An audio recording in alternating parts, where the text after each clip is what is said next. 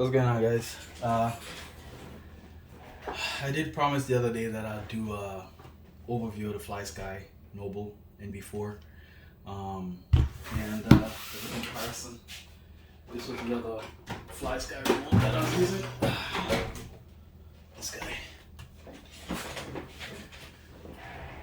So this one is definitely gonna be shorter. Just run you through it really quick. This of course is the drift car that I built. I showed you guys the other day. So I wanted to show you what comes with the Flysky. So the actual remote, it is just ergonomically, it feels 10 times better. It costs maybe about 3 times, 4 times this, and it feels 4 times as premium. You know, just the actual look of it. All of this right here, this is all aluminum. The aluminum finish here, black anodized aluminum over the top, and base plate. The wheel, this is actually aluminum, anodized aluminum with the etching. The actual foam on the steering, the tension in the trigger, you can actually adjust that in here, right in there. You can adjust the tension in the steering. All of the buttons that are on here, the adjustability, it's a lot, man. But let's start from the top, even though I kind of already started. So first things first, when it comes to power, you're gonna need AA batteries for this. Not 2, not 4. You're gonna need 8. You're gonna need 8 batteries for this thing. I mean, granted, for the price, it does really good. The range is okay, but just the feel of the steering, you can definitely feel the quality is just so much better. It's on a different level. So that's one difference here. You're gonna need a whole bunch of batteries for this. I just got some rechargeable ones. The battery life itself lasts pretty long. I think I've probably charged the batteries in this after maybe about like 5-6 runs, like 30 minutes a piece. The entire screen, you know, it gives you all the voltage and stuff, but this video is not about that guy, it's about this guy. So this one here, this is a rechargeable battery pack. What's even more cool about it is that the base plate is detachable. This is a fully rechargeable battery pack. It is 4,300 milliamp hours. That's more than a lot of cell phones these days. And I mean, it's just a tiny little screen, so you know it's gonna last long. That and the fact that there's this battery and there's another battery in here. So as you can see, I can power it on without this. So it has its own confined battery in here. I'll leave in the description how much the size of this battery is. I can't remember. It's not written on it anywhere, but I'll put it in the description. But this for that alone, it's already a very, very good upgrade. And then when you're ready, you can just clasp this guy back on here. If I can get it on there, bam, snap it on. You can even use this to charge other devices. So if you wanted to, you could plug in your cell phone and actually charge it from here. And there you go, it's powered on and it's charging this one.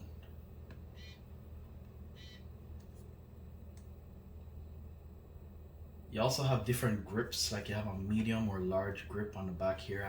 I mean, unless you have like a massive, ginormous hand, I don't see why you would need to.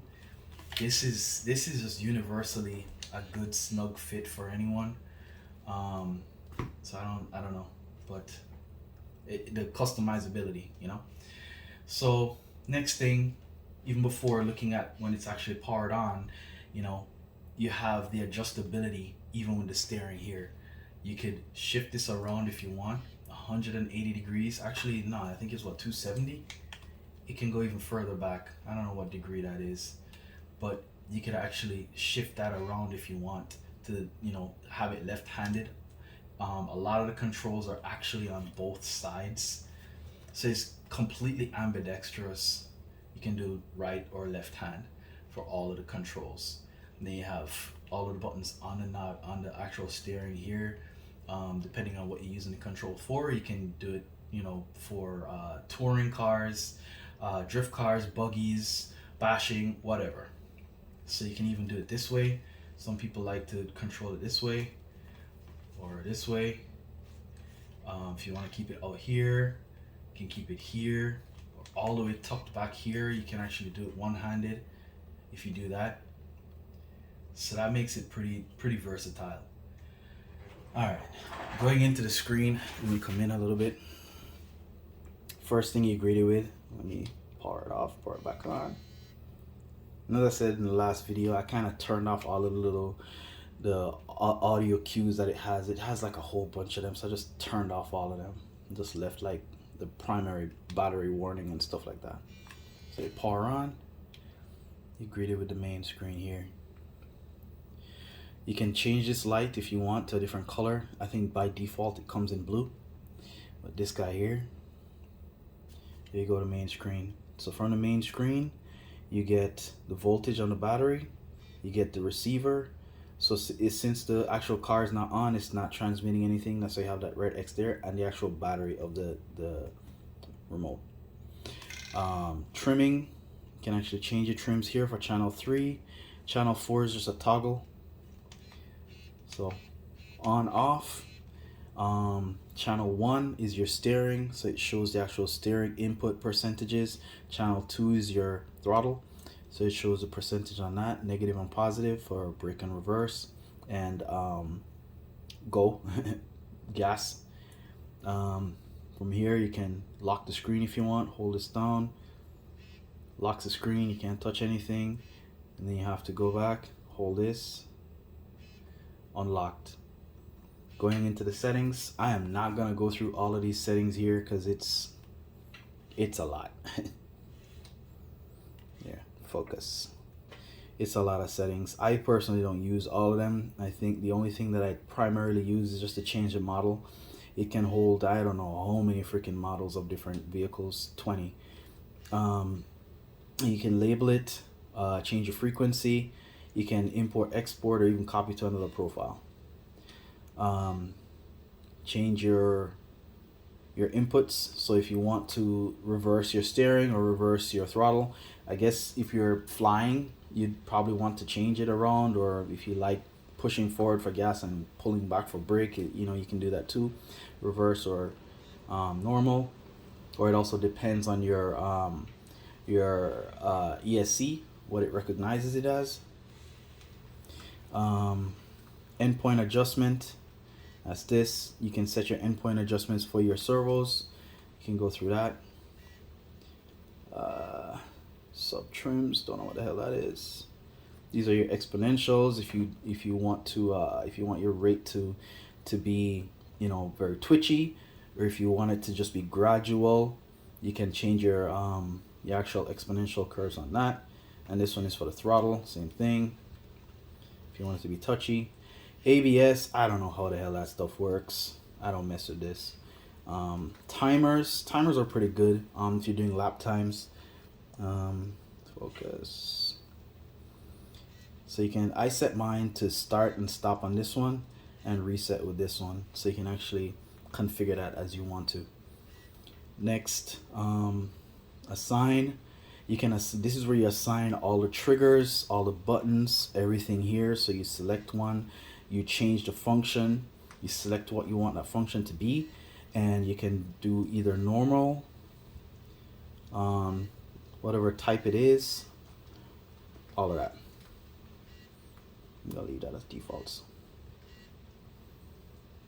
I just showed you model. This is where you set up the model for each of your different receivers. Sensor, if you have like temperature sensors, anything like that, this is where you set up those. This is where you actually bind the receivers, the actual frequency.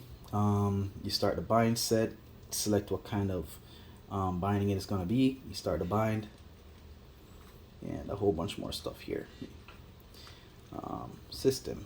This is where you can change the vibration strength, that LED light, the actual brightness. So you have green, here you go, all of those there, yellow, white. You can set it to the actual battery indicator. Oh, I changed it. That's fine. Vibrations, what you have on the you know, as your home screen. You can actually do a firmware update from here too. Why is this not? There you go. Factory reset, all of that stuff. Next screen.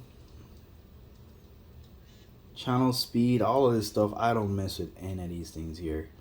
I didn't even see. You have stuff like a boat if you want to do a boat. So yeah, man, this is a really versatile remote. It offers quite a bit of functionality.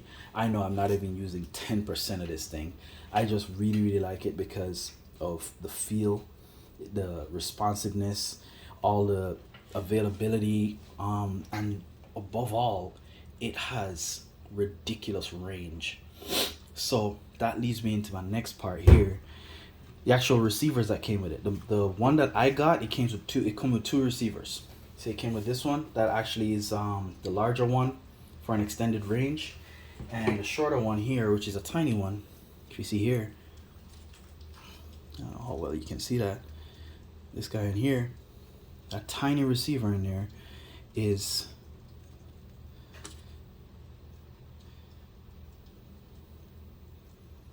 it's not gonna focus on that, but that tiny receiver in there, super powerful.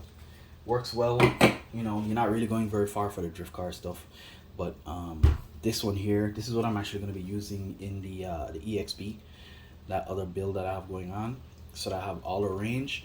And I mean, even if I decide to switch it around and do like a speed build, I'm going to test the range on this as well to see how well it works. But yeah, man, it's a really versatile kit. The actual receiver is quite top notch. I mean, I don't know how it matches up to like a Futaba or Sanwa, which is like the highest of the highest in the game. Those are like ridiculous amounts of money, but for the price itself, what you get, this is an amazing bargain, amazing deal. You can check it out.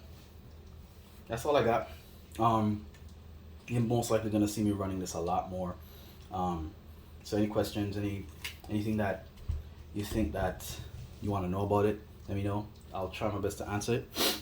But till then, y'all have a good one. Like, subscribe, share, all that jazz. And keep safe out there. Peace.